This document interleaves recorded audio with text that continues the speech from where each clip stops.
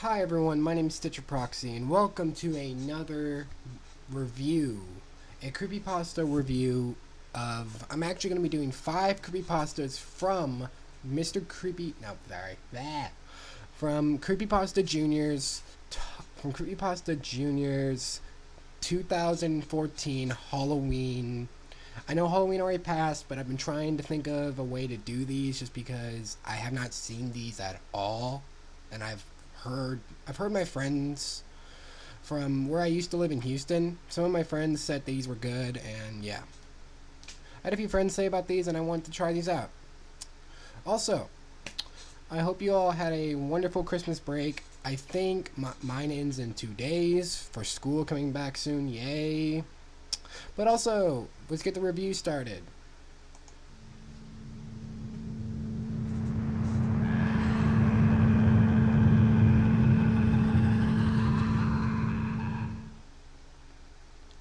I've heard several times that ghosts follow certain types of people. These people are perfectly normal in every way. They live their lives the exact same way that you do, only when they're alone, doors have a way of opening by themselves. The light bulbs burn out, and they hear soft footsteps creaking through empty wooden hallways. Around them, odd things seem to just happen far too often. Everyone has probably been around a person like this at some point. Someone with just a few too many stories you don't want to hear at night. Well, I'm one of those people. I spent most of my childhood nights restless and under my bedsheets, or as I prefer to call it, strategically camouflaged. When I think back, I wasn't really the smartest kid, especially at ghost deterrence. But the fact that my cover doubled as a protective cocoon made it seem more sensible. I made it very clear to whatever spirit was around me at the time that the Fortress of Solitude wasn't my last line of defense. If needed, I would scream for my mother. As more and more time passed, the same things would happen over and over again. Doors slammed shut, trinkets would fall over, and lights would flicker. I even recall a toilet flushing by itself once.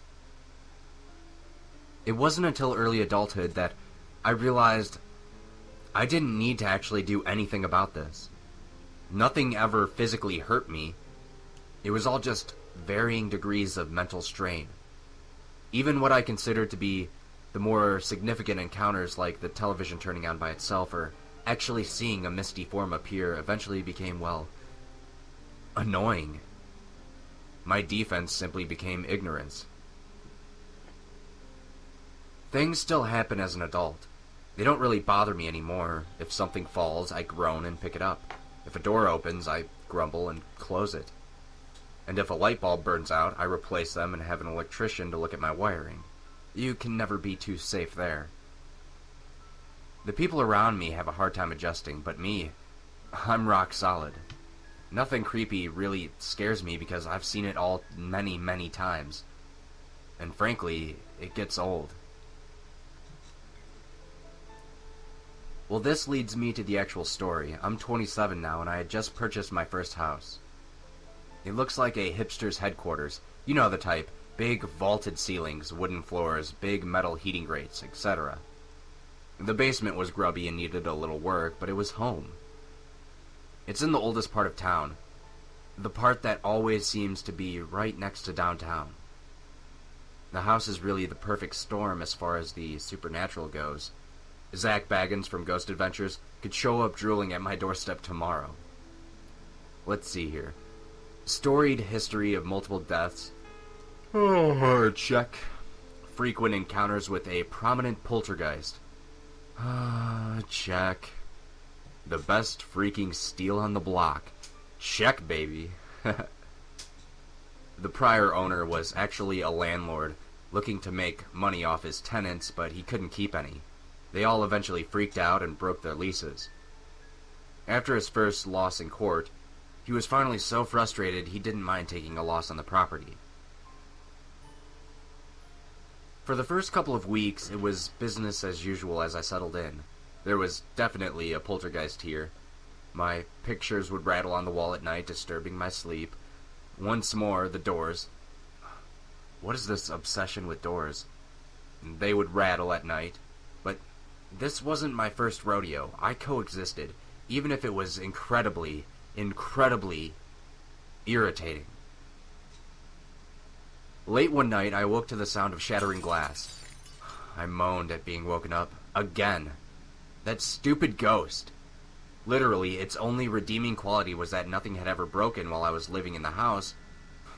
I said a silent prayer, hoping it wasn't my favorite Ninja Turtle coffee mug. I turned on my light. It wouldn't work, of course.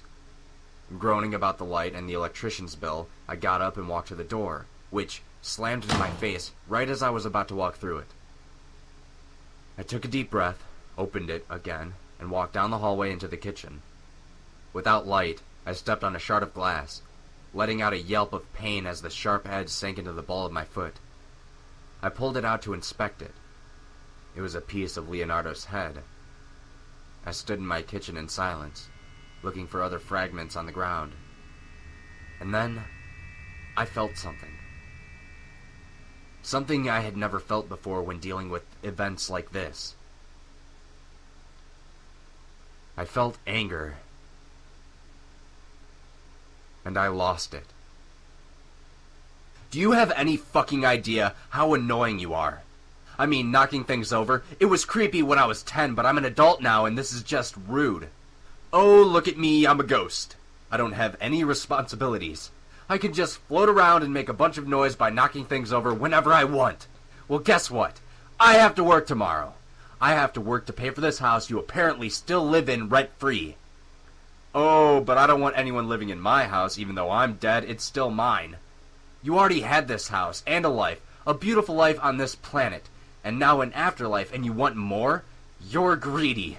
You're a greedy, stupid jerk. I want to make something else clear, too. If you don't stop bothering me, and think that if you keep on doing this, I'll move, I will never move. I will never, ever move. I will tear this house down before I move. I will tear down this house and build a 24-hour-a-day Denny's. And you know what else? I'll be open Thanksgiving and Christmas. I will be open every single day of the year, all just to spite you. I'll leave the Denny's in my will and guilt trip my kids into running it when I'm gone. It'll literally be my dying wish. You will never have peace and quiet ever again because of the cycle of shame I will create in my own family.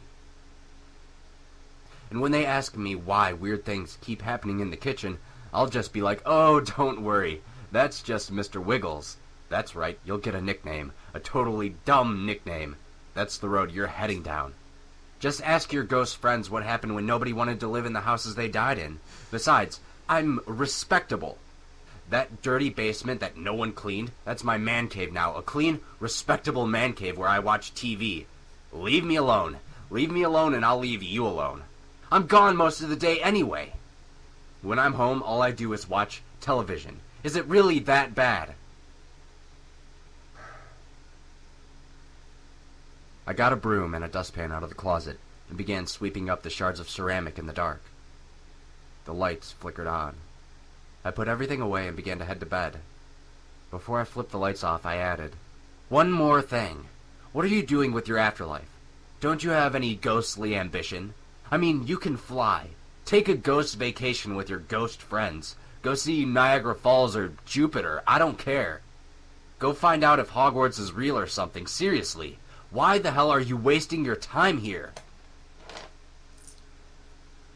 And you know, to this day, I haven't had a problem since. Okay, for that one I actually really liked. I would probably say the creepiest thing is hunting, because I always have when I was a kid, when I was young, I always had that feeling of shivers up my spine, like someone was always nearby me, and like all that. That's every human on this planet, but like, if I could just imagine that feeling every single day, like this guy, like him, if I could imagine that, if I could be in that situation every single day, that would be torturous, but you would adapt to it, and I would have done the same thing. Tell him I wouldn't spite him. I would just be like, hey, I would have done. I would have not even said the Denny's thing. If he just broke my favorite mug, I'd be like, hey man. If he broke my favorite mug, I would have been like, hey, that sucks, dude. But I would have told him this. You. I would have told him the same thing about the afterlife. You already dead, and I take care of this house, dude. If I took care of the house the same way he does, I respect that. And the thing is, if the ghost did the same thing where he doesn't mess with me, I would totally like that. But I would rate this one because it really didn't. It was more of the point of it wasn't like slasher or anything like I've seen before. Terrifying. It's more that you have to feel the spirit and actually understand the story more. I would probably rate this if I had to rate it actually, because I always do the. Also, if you guys are new to my reviews, I always rate the creepypasta videos by 1 to 10.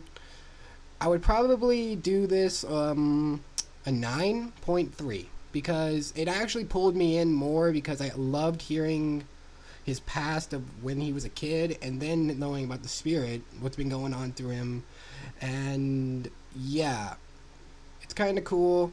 I love this video. I'll leave a link down in there. But the next one, we have a campfire story. Let's go ahead and go for our next creepypasta story.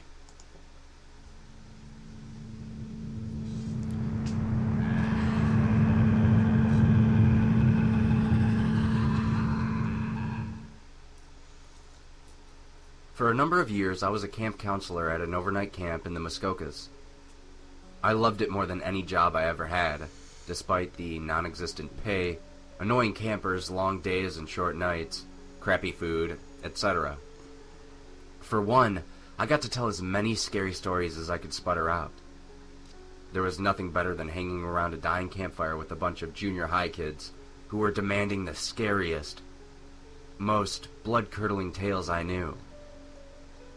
And I told them all. The babysitter and the eerie clown statue, the driver and the creepy gas attendant, the woman and her licking dog. I saved my best stories for the overnight trips we made in Algonquin Park. For non-Canadians, it's a massive park in the middle of Ontario, spanning nearly 8,000 square kilometers. When days would be spent canoeing on the pristine lakes, and nights would be spent around the campfire, singing and making s'mores and being as rowdy as the only people within miles could be. Once the kids had quieted down, I told them stories of a stalker in the woods with a face so horrifying it paralyzed all of its victims in fear. Or the group of campers who decided to spend a night across the lake from an abandoned, or was it, insane asylum. On this particular night, I finished up the tales, once again, insisting that they were all entirely true, and sent the campers to their tents. It had been an exhausting day, and none of the 6 kids were in any mood to stay up any later. My fellow counselor had also decided to pack it in, leaving me on a fallen log next to the dying fire. I took a deep breath of the cool, fresh, pine-scented air and looked out at the lake. The partial moon reflected off of the glassy water, and on the other side I could see a towering cliff, going up several hundred feet. I considered whether we would canoe over, climb up a few dozen feet, and do some cliff jumping. I grinned. The camp director would have my head if we did that, if he found out, that is.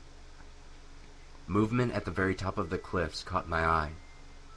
There was a small light bobbing along the peak. At first I thought it was a star, but it was larger and gave off a golden glow. It slowly moved back and forth in a small arc. As I sat up and watched it, another appeared next to it, bobbing along the top of the cliff. Then another, and a few more. My stomach dropped into my feet. I grabbed my bag and pulled out my digital camera, then focused it on the little glowing orbs and then used the zoom function. I counted them, and then I counted again. Shit. In a flash, I was up and running to the tents. "Hey guys, wake up, we gotta go." There was movement in the tents, and then I had 7 confused heads looking out at me. My co-counselor wore a mixture of concern and pure anger. "I hate to do this," I continued, "but the clouds are looking really threatening. There's a big rainstorm coming in. If we get caught in it, it's gonna ruin our trip." Seriously? Laura, my co-counselor, asked. We're in the middle of the woods. Where would we go? I pulled out a map and a flashlight out of my bag. "There's a ranger station a few kilometers south of us." I traced the path with my finger. "Thank God. We can make it there in a few hours." The campers groaned. Can't we just go in the morning?" "No!" I shouted, my voice echoing across the lake. I lowered it. "Come on, let's pack up and go. I'll tell you a story along the way." I smiled, though I could feel my lips quivering. "It's the best one I know." That seemed to get them going, and within 10 minutes, the tents were packed up and we'd begun our trek into the deep woods, with small flashlights our only guide. When I was confident we were moving at a steady pace, I allowed myself to relax and began to tell my favorite campfire story. Centuries before the European settlers made their way into the country, it was inhabited by the First Nations people. They had made the trip from across western Canada, following the migration patterns of large animals such as buffalo and bison. Eventually, they reached Ontario, at which point they split off into smaller groups of travelers, each searching for a section of land to call their own. Well, legend has it that one group, consisting of about 20 men, women, and children, had ventured through this very area in search of a place to call home. Though it wasn't even the end of October, the weather had made a turn for the worse, and as the group journeyed around the lake, a fierce blizzard hit. Within an hour, the group found themselves in blinding snow and below zero temperatures. The clothes they had on them were all made for fall, not this sort of weather. But they pressed on. They didn't have any other choice. Night was falling as they reached a cliff, which towered over a cold, choppy lake. There was no stopping for this group. They'd die if they didn't make it past the cliffs. But with darkness setting in, and the snow falling even harder, visibility was almost non-existent. So, one of the elders had an idea. Using the little kerosene they had left, he lit a lantern for each of the travelers and had them carry it in front of them. Not so that they could see the cliffs, but so they could see who was in front of them, allowing them to follow each other across the narrow bluffs. With the strongest of the men leading the way, the group began to cross the cliffs. The freezing, wet snow soaked every bone in their body.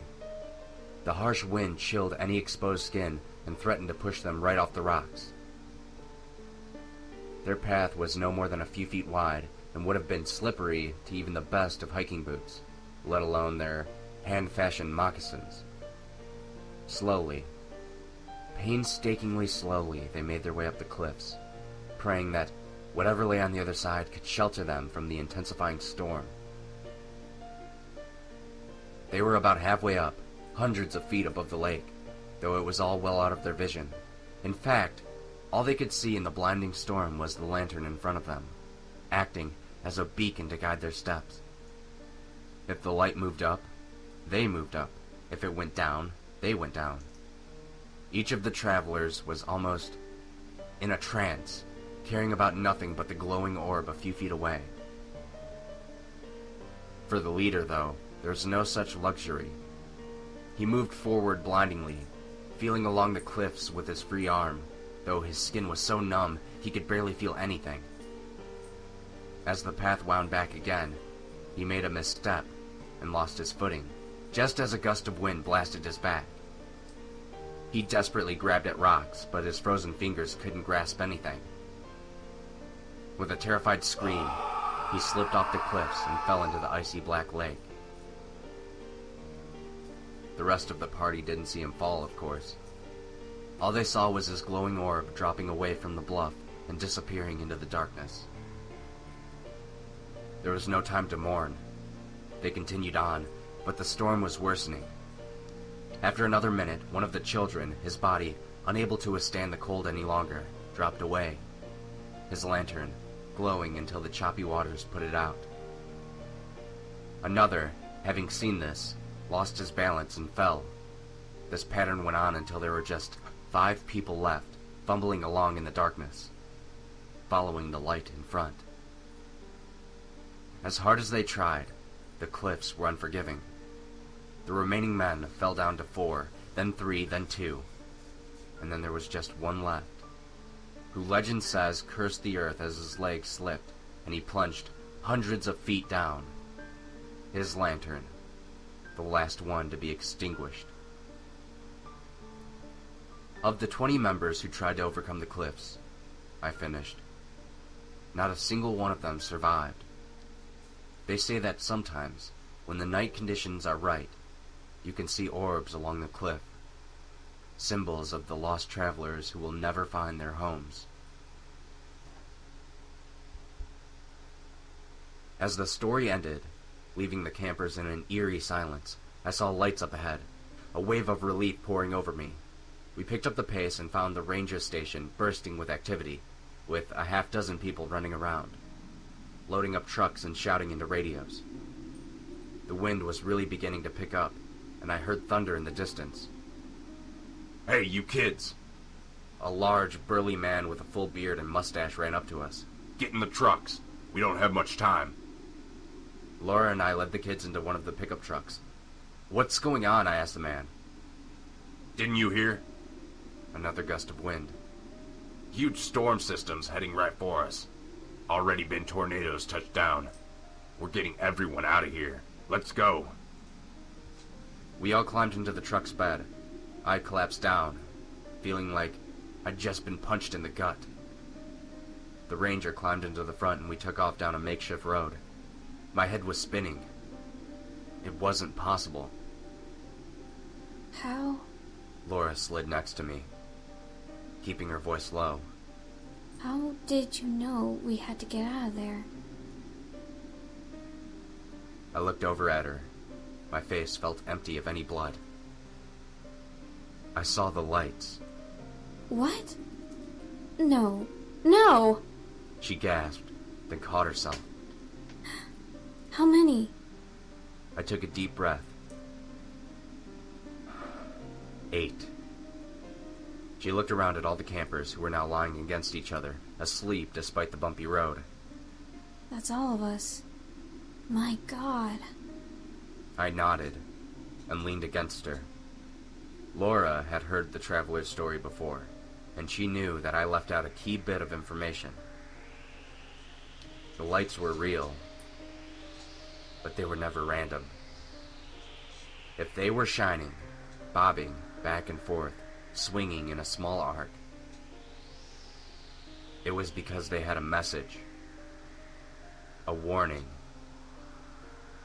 One light would shine for each person who was about to die.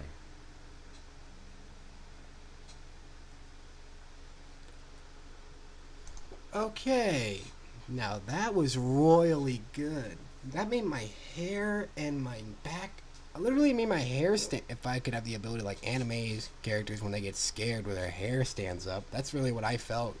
Like the back of my neck was starting to tense up. It was really good. I would say my favorite moment was actually learning about, like, I actually, when I heard about the the lights he was saying, I'm like, he was counting them 8 in total.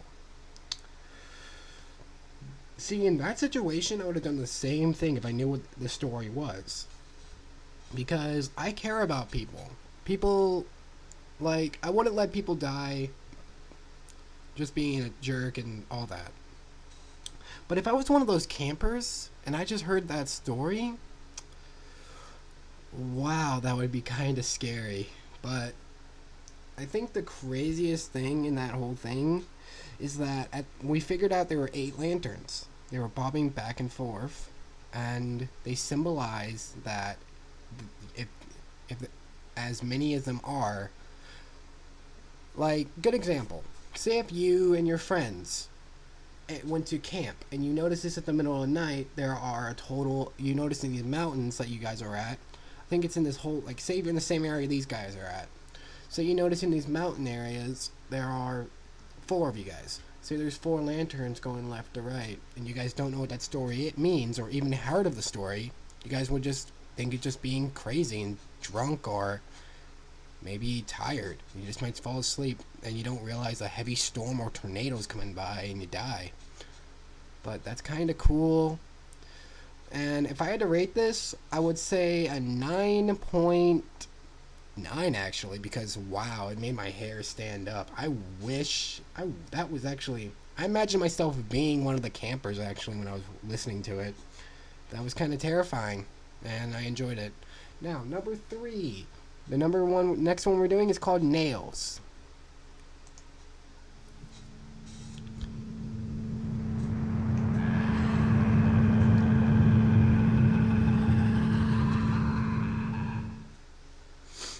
They say that the hour of 3 a.m. is the time when spirits can become active, and I'm sure of that.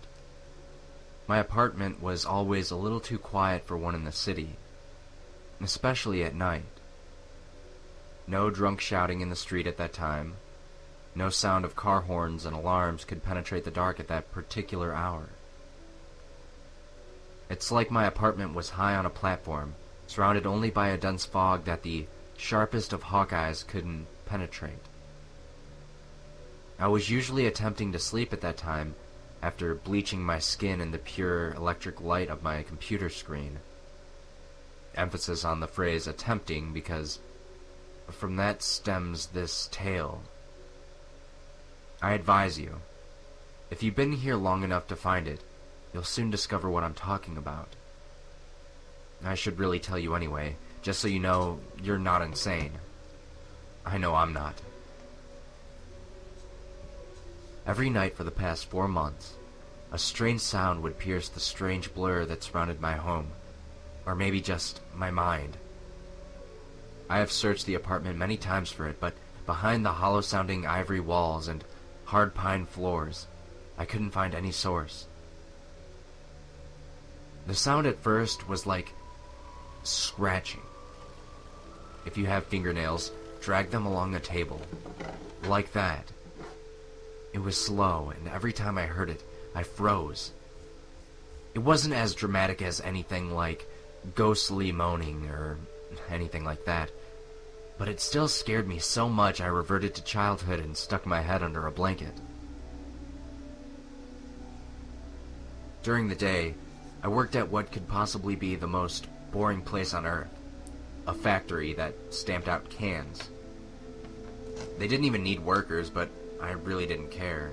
It paid the bills, and getting to sit around until someone needed help fixing a machine wasn't too bad. I sort of miss it. There was always something bad happening, though, in retrospect. I feel as though it was following me. For instance, a man's hand ended up being caught in the stamping machine under a sheet of aluminum. The crunch was sickening. It sounded like a dog chewing upon a bone. That same splintering sound. Every night, I would retire from this slightly gory boredom to my apartment, back to my beloved computer. The cycle was always the same: work, computer, scratching sound. I never really thought to ask anyone about it. I would usually forget about it by the morning.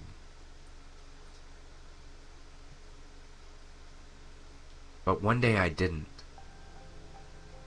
I sat there in my folding chair at work, surrounded by the drab, bleak gray concrete walls, a long, ignored cigarette that was gradually becoming one trembling tower of ashes in my grasp, trying to think of a way to discover whatever this thing was.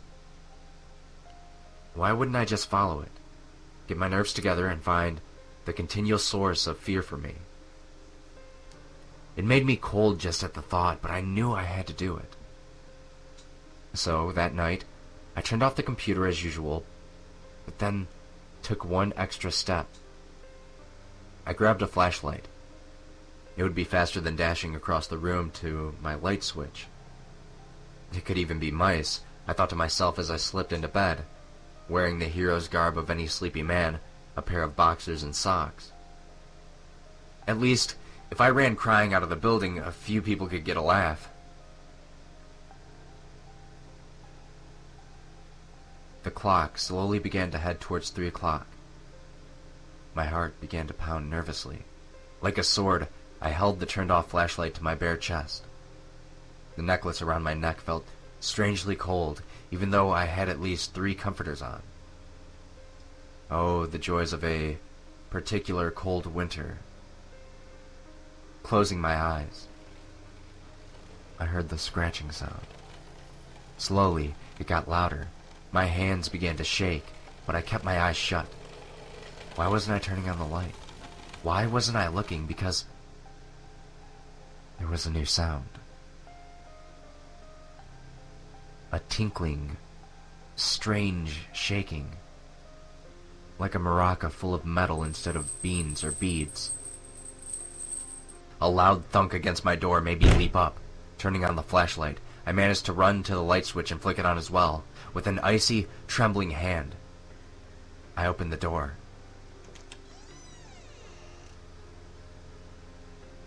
What I saw will never leave my mind. There was the source of my fear, the thing that had somehow invaded my home. An oddly small creature, like a starving child with skin that was too pale. It was like a corpse dropped in water, for its skin was tinged with blue.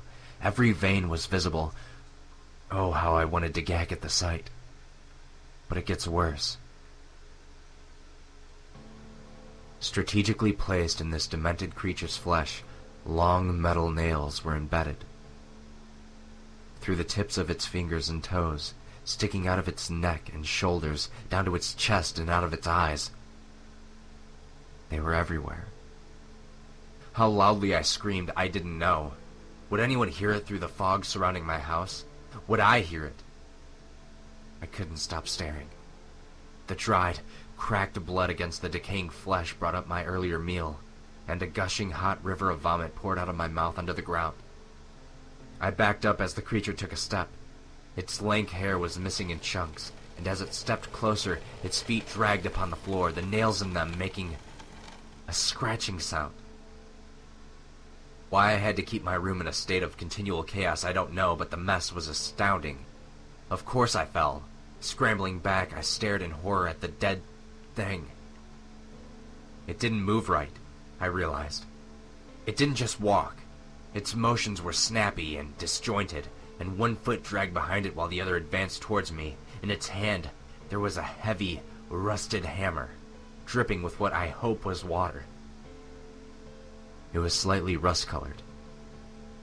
I couldn't bear to see it, but in the other, there was a plastic grocery bag that sagged and poked out with the weight within it, like if someone hung a porcupine from a diaper. I felt the wall against my back. The creature moved forward. I was paralyzed with fear at the sight of it. It was so grotesque. In front of me, it stopped. I noticed the puncture marks upon its tiny calves where the nails were, and I felt a strange sense of pity.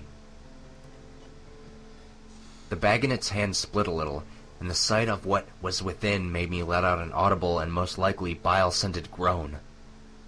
A nail jutted out. I cried out loudly as the thing pounced upon me. As I felt the first nail go into my eye, it was worse. Through the blood blocking my vision, I could see its tiny mouth pull back in a widely toothed smile, the nails in its lips making them split and gush rotten black blood down onto me. I moaned in pain again as another nail entered my second eye. Blindly I swatted, but it was to no avail. Perhaps it would be over soon. Perhaps death would be better than being tormented by this rotten thing. But still, the nails entered. Still, I cried out loudly, especially when I was dragged. I couldn't see where, but damn, it hurt. It's gone now. The nailed child. I don't know where it went, but I know somewhere it will be coming out at 3 o'clock. And so will I. I think you ought to check your clock because it looks like this bag in my hand is about to split. Okie dokie. That one actually made me more fear. I think because of the creature, and when I kept hearing the, if you hear the sound like the nails on the board on the table, that's me. But make a good point. I thought he was talking more of the rake, because if you guys have never heard of the rake from creepypasta, it's one of the creatures that always does a scratchy sound, and I'm like, okay, he must be dealing with the rake at the thought of this. But then I heard other details. When I heard the creature's description, I'm like, okay, this definitely is the rake. Until I heard the word the hammer in the bag. I'm like, okay, this is definitely not the rake now. But I think I know how this creature works. At 3, it chooses the victim. It will watch the victim until, basically like the rake, it watches the victim until it kind of loses their sanity. You don't expect some things. It's like at the worst moment. And it's like, oh no, please don't. Okay. And I think what the funniest thing is when he picks the victim, you become one of him in a way, because as he said, he hits you in the eye, he stabbed you both in the eyes with the nails. I feel like the nails, after he does that, he makes you into his own like creature of himself, and he turns you into like a follower, a term. Because I feel like if this was real, this would be so terrifying. But I love this video. I do love this one. I would probably rate it a 9.8 to 9.9 because it did make me think about all the creatures really well, and I loved the monster. The monster was awesome.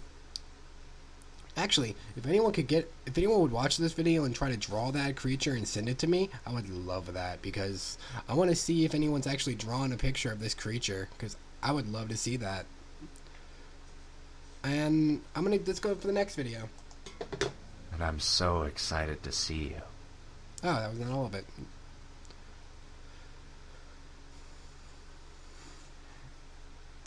Okay, next one. The next one is called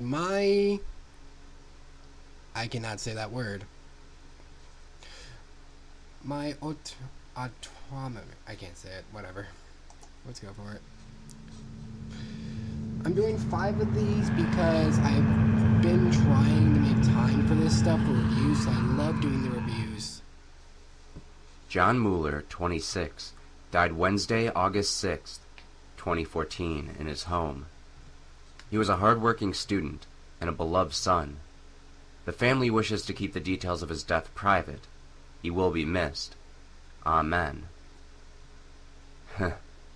I read that in a shitty local paper called The Newsflash.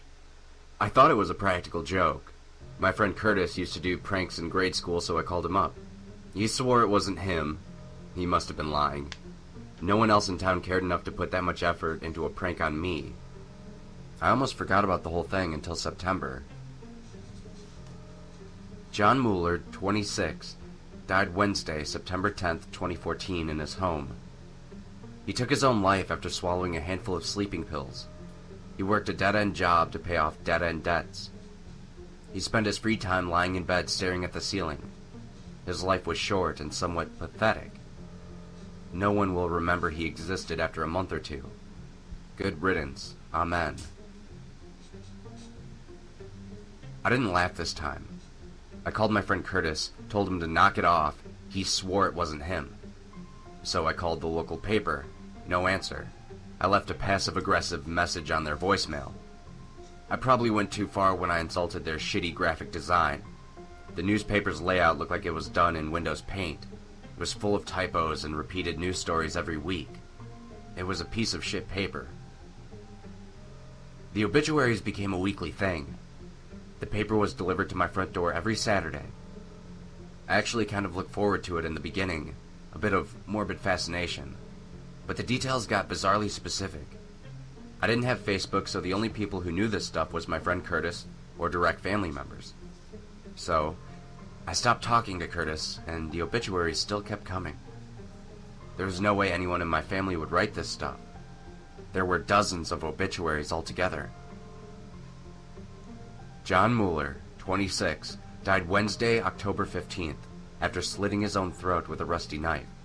He could no longer handle the guilt of cheating on his university finals, and his student debt became too much to bear. He will not be missed. Amen. This was the first obituary which had a detail that only I knew. Although technically, I didn't cheat on a university exam, it was a college exam.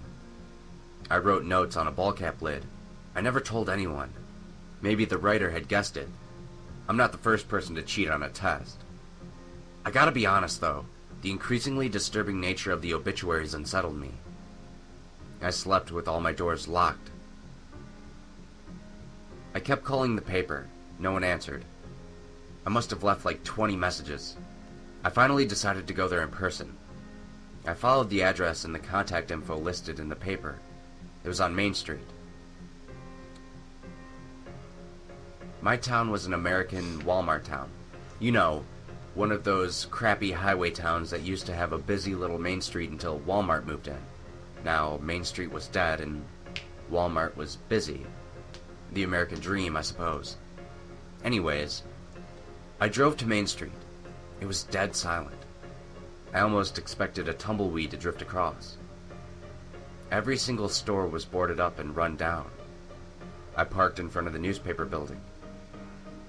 It appeared to be abandoned. Crappy rich kid graffiti tags everywhere. I checked the address twice. There's that stomach drop feeling like you got caught doing something bad. I didn't really comprehend the situation yet, but I felt sick. So I went home, and I asked my neighbors, and no one recognized the papers. Someone must have been writing up the entire paper and delivering it to my door every week, just to mess with me. I called the police to report a stalker. They opened a file, but I could tell they didn't take it very seriously. The obituaries got progressively creepier and personal. They mentioned stories about obscure childhood events, teenage heartbreaks, jobs, etc. They often detailed myself committing suicide in some brutal manner. Hanging, self-drowning, swallowing broken glass, bathing in boiling water, to name a few. I finally decided to set up a camera to catch this prankster. They always delivered the paper to my front door. I got a low-end, crappy security camera from Walmart. I set it up before work. I worked a late shift that night. When I got home from work, a paper was on my doorstep. I took the SD card from the camera and brought it inside. I played the video. I fast-forwarded until the paper was on my doorstep. Then I rewound and played it forward. The front door opened a crack, and a paper slid out from my house. My front door opened, and someone from inside my house dropped the paper. I grabbed the paper and flipped to the obituary section.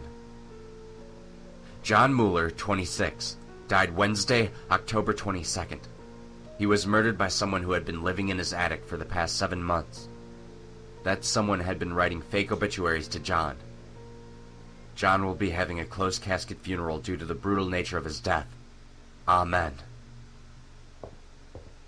Then I heard footsteps.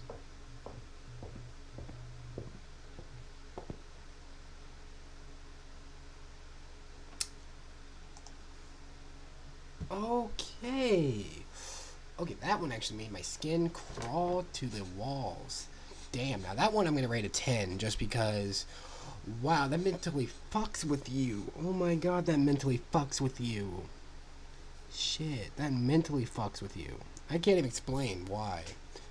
Just because, one, you're getting obituaries. I think they're kind of like mail, like newspapers in a way. I think that's how they work. I don't understand. But someone has been sending these fake ones to you, and somehow you can't get them the answer. And this person's been up in your attic. Okay, creepy thing. Up in your attic? That means someone has been up in your attic for the last, I think, since this has been happening. I don't know. I would say I'm gonna probably say months and years happening. I don't know. But in my situation, if that was me, I would be doing the same thing, trying to call. But if I read the last one and I kept hearing walking, I'm dead.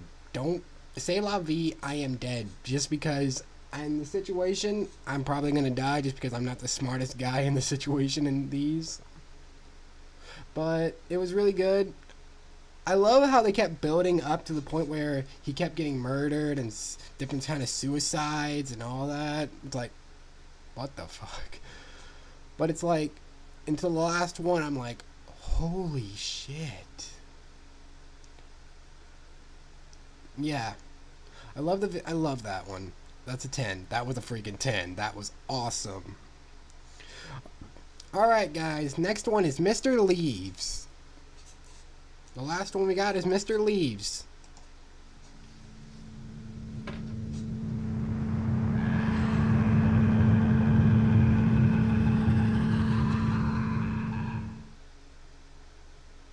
Mr. Leaves was here. Those were the first words out of my daughter's mouth that morning. I dismissed the chatter as normal for a 7-year-old girl. It didn't seem strange to me that she would develop a new imaginary friend, especially under the circumstances. Change can do that to a kid, forcing them to create something to hold on to, making the world seem more secure. We had decided to move away from the city, to find somewhere a little less hectic, somewhere we could call home.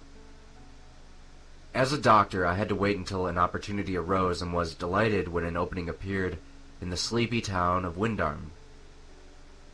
It was a quiet place filled with pristine cottages, sun-baked streets, and lush hedgerows, not too big, not too small. Perfect for the 3 of us. My wife Erin and I had named our daughter Karen, after an aunt, but we always called her Kip instead. It was an old English word my grandfather used when he was going to sleep. Karen loved to sleep more than most, and so Kip seemed to suit her just fine. Our new home on the outskirts of Windarm was older than we were used to, a converted farmhouse dating back 150 years or so. With a little bit of land thrown into the deal, for good measure, we fell in love with the place immediately. When we first pulled up outside, Kip rushed up the rickety white stairs, through the wide double doors, and disappeared into the embrace of our new home. She was ecstatic, roaming around the confines of the spaces inside. It was an adventure for her. Even at such a frail age, she understood the importance of the old stories old places could tell. She didn't mind the dust, the shaky banisters, or the creaking floorboards. Within 10 minutes, each of the 3 floors had been explored by her little 7-year-old feet. Of course, there were sure to be nooks and crannies not yet seen in the attic and cellar, but Kip was not interested in those places for now. She was only interested in her new room. I had naively told her she could choose any room in the house, and of course she did. The best one in the house. Erin and I smiled at each other, watching happily as Kip darted around her new room excitedly. She loved the high ceilings because it felt grand and imposing, like being a princess in a castle. She found the groans and squeaks that the floorboards made under her feet hilarious, pressing up and down on the loudest ones while giggling. Most of all, she loved the window. It was wide and sprawling. The farmland bobbed and weaved over flats and small hills below. An old oak tree towered alongside a vacant barn nearby. The summer sky bleached the world in blues, whites, and yellows, and yet it was something much closer which fascinated my daughter. A thick web of ivy roots had thrust out of the soil decades earlier, climbing a carefully constructed wooden frame attached to the house, which had rows as high as the roof. The ivy had clawed and fingered its way across the wooden slats of the farmhouse, almost entirely covering the side of the building. The surrounding land was in full bloom, everything vibrant and green. The fields were swathed in tall crops which poked out of the soil like a million city dwellers standing still in the sun. Everything was alive and vivid. That was except for the climbing ivy. Its vines were spindly, yet clung to the wooden frame of the house with deceptive strength. A vast sea of leaves, brown and withered, reached up across the wooden wall, encircling Kip's window. There was something troubling about those vines, clashing against, almost strangling, the possibilities of summer. Though Kip didn't mind.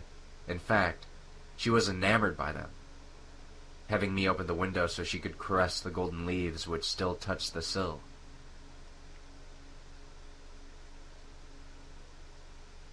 The first night in the house was like any spent in a new place. Unfamiliar creaks and sounds echoing throughout the darkness.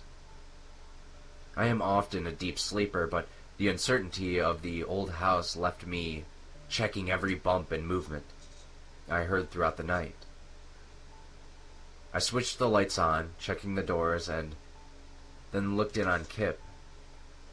She slept soundly, but I noticed that the window was still open, letting in the cool night's breeze. I tried to shut it, but it felt jammed or stuck, the old flaking paint and grime freezing it into place after years of little use. I told myself I'd fix it in the morning. After all, Kip was 2 floors up, and we were a decent distance from any other house. I felt she'd be quite safe with the window open. Kip loved to sleep in, and as it was Saturday and our first full day at our new home, I let her sleep until 10 in the morning. When I entered her room with a bowl of cereal and a glass of orange juice, I noticed how cold that big old room could get, even in the summer. She lay on her bed still asleep. I gently woke her, and it was then that she spoke those bewildering words to me. Mr. Leaves was here. She seemed frightened, so we talked about it. He scares me, Daddy. She offered, but didn't want to say any more. I comforted her, saying that it was probably just a bad dream, and that moving to a new place can be pretty scary by itself. But she still seemed uneasy. It was obvious to me that she was speaking about an imaginary friend, but the conversation disturbed me enough that I talked it over with my wife, worried that our daughter might not be adjusting well to the move. It's hard to leave your friends and school behind. That day, more of our things from the old home arrived.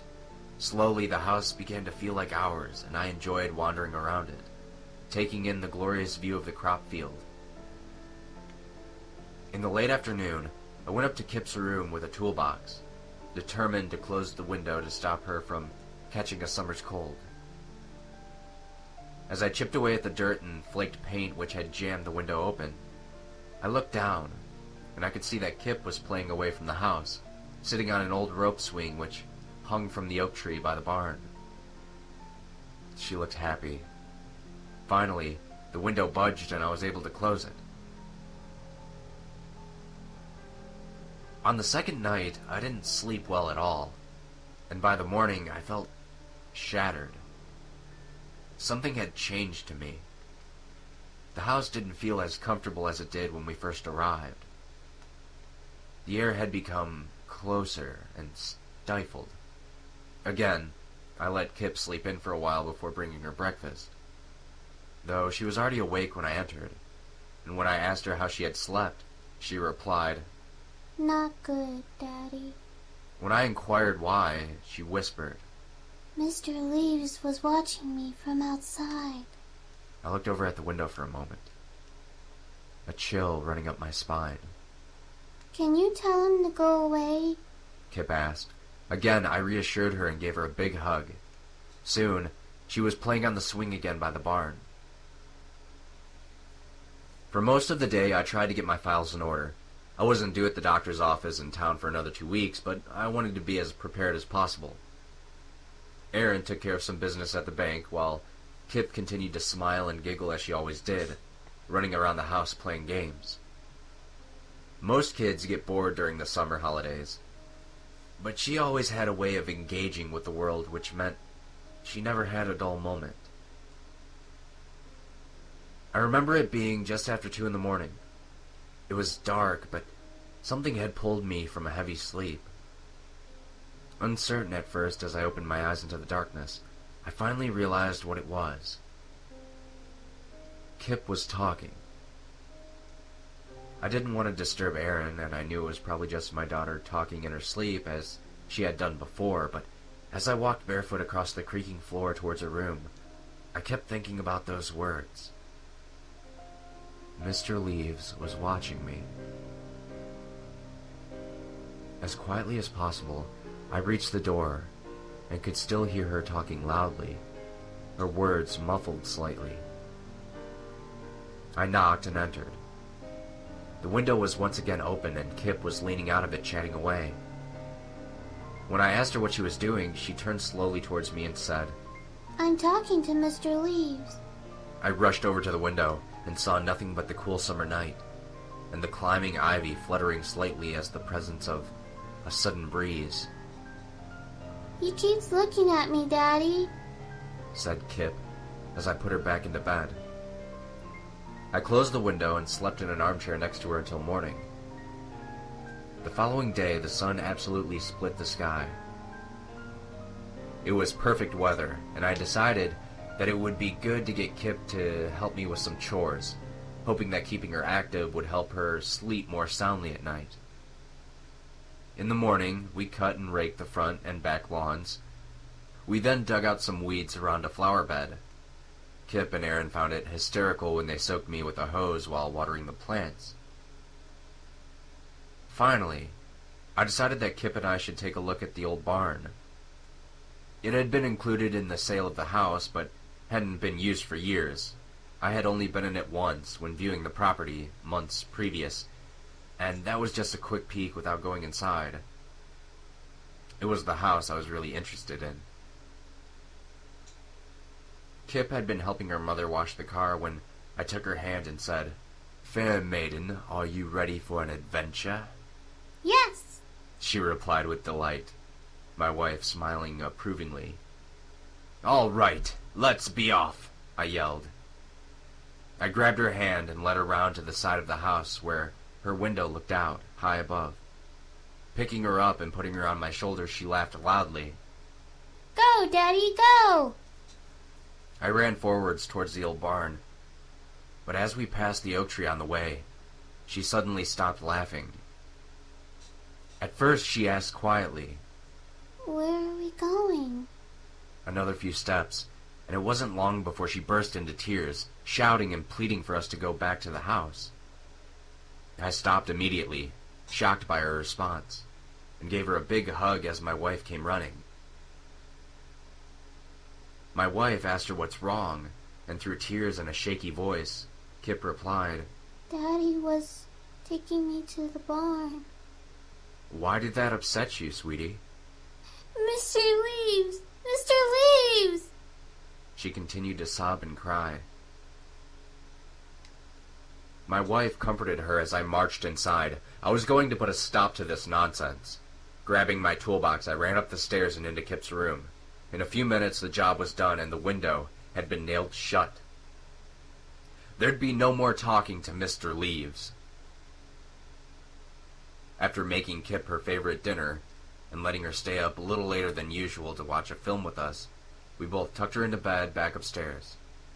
She didn't seem upset, and when we brought up the idea of her moving rooms, she swore to us that everything was fine. She really did love that room. My wife read her a story, and we kissed her goodnight, and then went to bed. I awoke to the sound of screaming. No one can underestimate the power of a child's cry for help on a parent. I leapt out of my bed and tore across the hallway in the dark, bursting into Kip's room. She lay in the middle of the floor, sobbing in fear. My eyes had yet to adapt to the darkness, but as I instinctively stepped forward to pick up my daughter from the ground, I knew that I was not alone. A sharp pain seared across the back of my head as I fell to the floor, dazed. Daddy! Kip screamed as she clutched onto me for dear life. The sound of footsteps came once more, and as I rolled over, I saw my wife, Erin, running through the doorway. I tried to warn her, but the strike to the back of my head had left me both bloodied and sluggish. As any loving mother would, Erin ran right to her family's aid. A tall, darkened figure then reached out from behind the door, grabbing my wife's throat with grizzled hands and smashing her head straight into the wall. Her body crumpled to the ground like paper. I staggered to my feet and began swinging my arms as hard as I could at the beast. But in such a daze, the warm trickle of blood running down the back of my neck, it was easy to be outfought. I tried my best, damn it, I tried. Something smashed against my jaw, then my nose, crushing it into my face. I gasped and fell to the ground. Kip held onto me once more, screaming, crying, her world undone.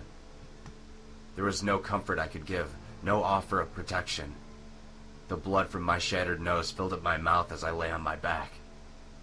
I tried to rise once more, only to be battered again by an unseen force.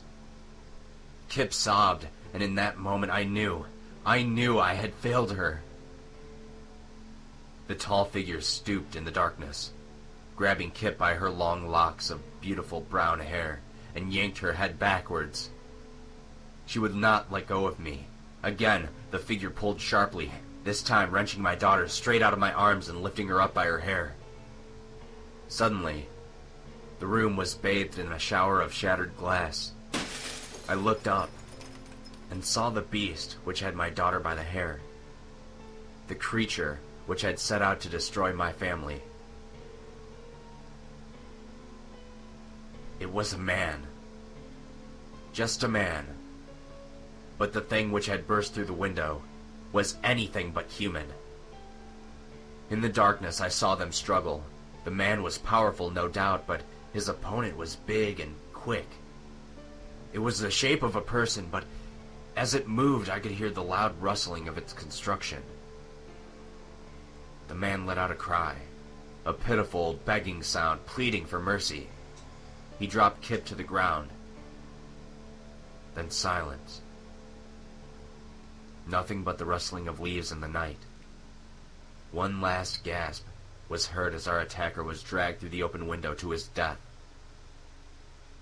I don't know how long I passed out for, but it was Erin who woke me. The attack had left her unconscious for a time, but she was all right. Helped to my feet, we both staggered over to where Kip was standing. She was leaning out of the window, crying. But they weren't tears of fear or physical pain. I knew that sound well. It was the cry of grief and loss. Looking down below, the dead corpse of our attacker lay on the ground, covered by a blanket of leaves which slowly blew away in the distance. We hugged each other and consoled Kip as she stared out into the night. Mr. Leaves. She whispered. Mr. Leaves. When the police arrived, they quickly identified the intruder as a James Greck, a man who was wanted for questioning in connection to a series of child rape accusations. He had been hiding in the old barn for a while, probably because the house had been empty for a number of years. When he saw that a family had moved in with a young daughter, apparently he couldn't resist the opportunity. We quickly moved from the old farmhouse to a new place across town, but even then we didn't last long. The memory of that night, being so close to where it all took place, was too much for Erin and myself, but most of all, we wanted to protect our daughter. Within 6 months, we had left the town of Windarm for good. Kip is now 10. She's happy and continues to surprise us day by day. She says she wants to be an explorer, that there's all sorts of stuff out there waiting to be found, she says. After that night, I tend to agree with her. I often think about what happened, and what it was we saw. What saved us. The only hint of an explanation was given to me a month before we left Windarm. I was drinking in a local bar and started chatting to an off-duty police officer who had attended the scene the night we were attacked. It's a shame you left the old farm. That place deserves a nice family, He said. How can a place deserve anything? I asked. I suppose it's silly. I knew the previous owners, Mr. and Mrs. Demetra. Nice folks. Lived there for years. Cared for the place. And what does that have to do with the family living here? Well, they love kids, but never had any of their own. Don't know why. What I do know is that everyone around here loved both of them. They always did nice things for the kids, helping out and such. I still don't understand, I pressed. They were always doing stuff for the kids of the town. Halloween, Christmas, whenever. And I just think it would have been nice if their farmhouse went to a family with kids is all. It was then that I plucked up the courage. Whether it was the alcohol or the timing, I don't know. To ask the question I needed answered most. The question I hadn't dared ask anyone for fear of looking stupid. But by then I was leaving, so it didn't matter. I just had to know. Have you ever heard of Mr. Leaves? I asked nervously. The man laughed. Of course I have. I was shocked. Someone knew about the house. He continued. When Mrs. Demetra passed away, the old man was heartbroken about losing his wife. He threw himself into volunteering around town. You know the Windarm Park in the middle of town? I nodded. That was Mr. Demetra that did that. Used to be all overgrown and barren, but he got the community interested in chipping in. So we all sorted it out together. The old man could move mountains, in a sense. Anyway, he just worked away at fixing the park and planting trees, all's well as keeping his own garden going, before he passed away. What does this have to... I said before being interrupted. Really into his gardening was Mr. Demetra, or as the local kids called him, Old Mr. Leaves. A blanket of leaves, which... Oh. Slow... Demetra, Sorry about that. or as the local kids called him, Old Mr. Leaves. Okay. I feel like this is one of the most... The story that I just felt, I feel like this is one of them that... It's hard to describe my feelings, because I loved it, for one. That's one of my feelings, I loved it. It gave me a little shivers down my spine for one reason, because of the little girl. Because all of us have made imaginary friends in the past, but I thought it was the same thing theory, like imaginary friends come to life, and she just made a new one. Like, a good example is Zero, the character known as Zero. Her imaginary friend named Zero basically took over her body. That was a good example, but this one, it was more of a spirit watching her, and that's Mr. Leaves. And wow, I thought Mr. Leaves was the bad guy through the whole story until, like, I thought, like, when she was crying to the barn, Mr. Leaves, I thought that's where, like, Mr. Leaves' hideout is. She knows where Mr. Leaves hides and all that. But I feel like I noticed something. That rapist, I don't remember his name, but I think I know what Mr. Leaves was doing every night, watching her, because he knew that that rapist was going to come some point in time. That's why Mr. Leaves was watching her. And at the last second, I realized something.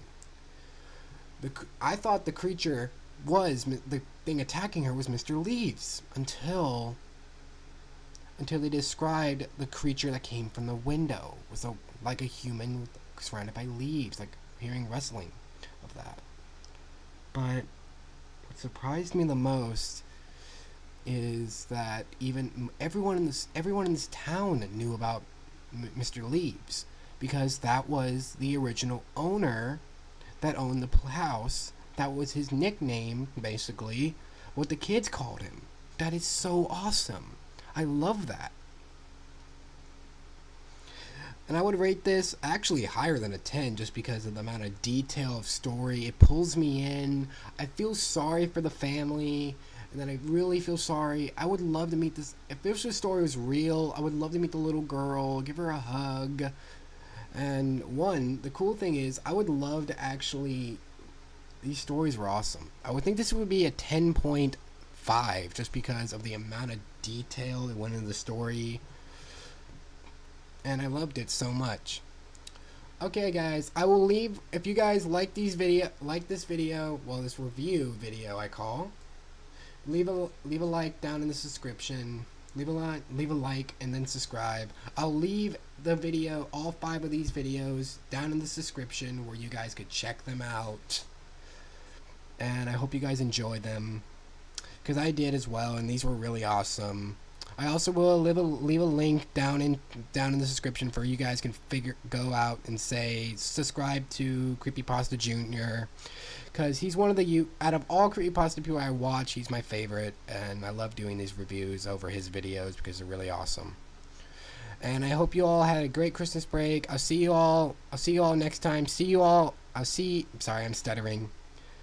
But thanks to all my creepy creatures of the night. I'll see you all next time.